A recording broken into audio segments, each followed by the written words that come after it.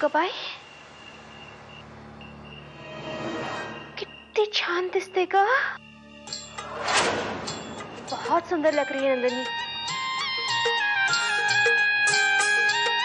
मेरी भी एक फोटो लो ना, अच्छी वाली।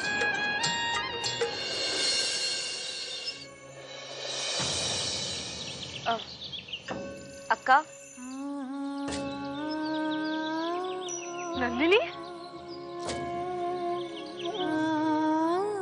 नंदिनी तू कब आई? चल बैठ, बैठ गया। देख नंदिनी, तो अगर मुझे कुछ बताएगी नहीं तो तेरा मन कैसे शांत होगा? प्रेम, वो एक्चुअली मुझे तुमसे कुछ बात करनी थी। कहो। कई दिनों से देख रही हूँ नंदू खुश नहीं। अगर उसे कोई तकलीफ है भी ना तो भी वो नहीं बताएगी, इसलिए मुझे उसकी बहुत फिक्र रहती है। तुम प्लीज ख्याल रखना उसका। कुछ नहीं है मेरे हाथ में अक्का, टुकड़े टुकड़े होके बिखर गई हूँ मैं। घर लावे की तरह वो वक्त मेरी जिंदगी में आया और सब खाक करके चला गया। चाहकर भी मैं उस चेहरे को अपनी आंखों के सामने से नहीं हटा सकती अक्का। रजनी, मतलब तुझे सब कुछ याद आ गया? तुझे आज मुझे बताना ही होगा, नहीं तो मैं अपनी जान दे दूंगी।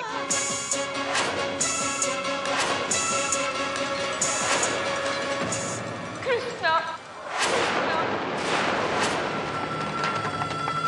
हेलो, मैं सुहासिनी बोल रही हूँ। Hello hello. नंदिनी आई है वहाँ पे? आई हुई है। कहाँ है वो? छत पर है, अपनी बहन के साथ खिचड़ी पका रही है।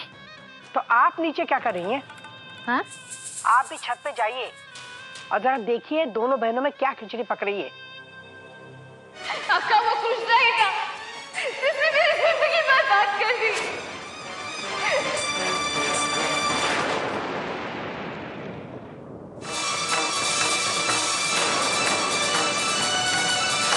क्या बोल रही थी तू?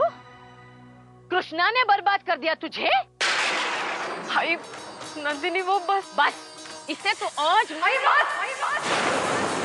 बिना बात जाने नंदिनी पर चिल्लाना बंद कीजिए आप। मुझसे जबान लड़ाएगी तू?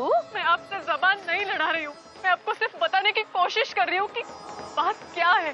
भाई आपको याद होगा, एक बार मैं और यश के पापा नंदिनी को लेकर 1 साल के लिए घर से बाहर गए थे।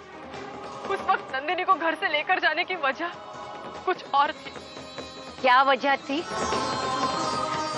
नंदिनी एक बच्चे की माँ बनने वाली थी,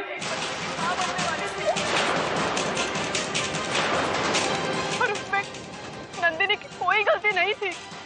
उसके साथ हादसा हुआ था, किसी ने जबरदस्ती की थी। हम सबको ये तक पता नहीं है कि इतनी घिनौनी हरकत किसने की है। बकवास बंद कर। नंदिनी माँ बनने वाली थी और तू मुझसे कह रही है कि उसे पता नहीं था कि उस बच्चे का बाप कौन था? चल निकल जा मेरे घर से बाहर। इतनी गिरी हुई और अपवित्र लड़की के लिए मेरे घर में कोई जगह नहीं है। चल निकल जा मेरे घर से बाहर। मैं तेरी सूरत नहीं देखना चाहती। निकल। आप पवित्र मैं नहीं, आप पवित्र आपका बेटा कृष्णा है। आप पवित्र आपका बेटा कृष्णा है।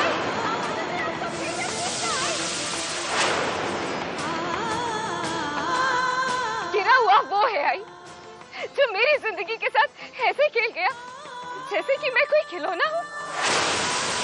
गिरा हुआ वो है आई जिसने मेरी कमजोरी का फायदा उठाया। लेकिन अब मैं कृष्णा को उसकी की सजा दिला कर रहूंगी।